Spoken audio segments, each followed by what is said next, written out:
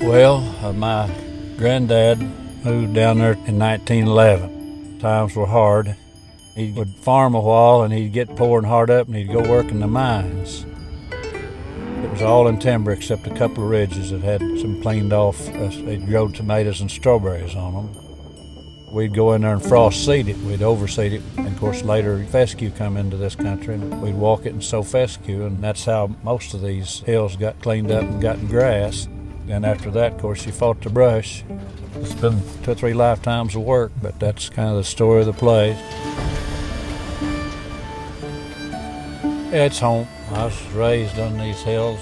We've grazed cattle and gathered cattle out of these hills and sowed a lot of this grass. And I've been over them many times, brush hogging and dozing and spraying and fighting the brush. It's home, it's your roots. Makes us proud, you know, it's quite a contrast.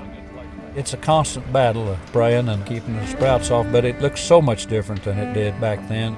My dad would clean up the best land, which was the tops and the north and the east slopes and the bottom.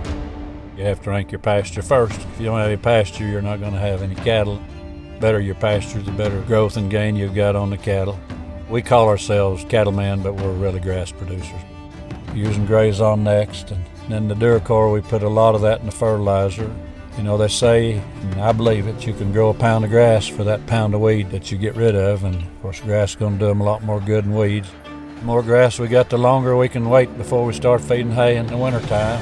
Hopefully we can get close to the first of the year before we feed any hay. To see the kids and the grandkids continue here, that's my greatest desire. My daddy was the same way.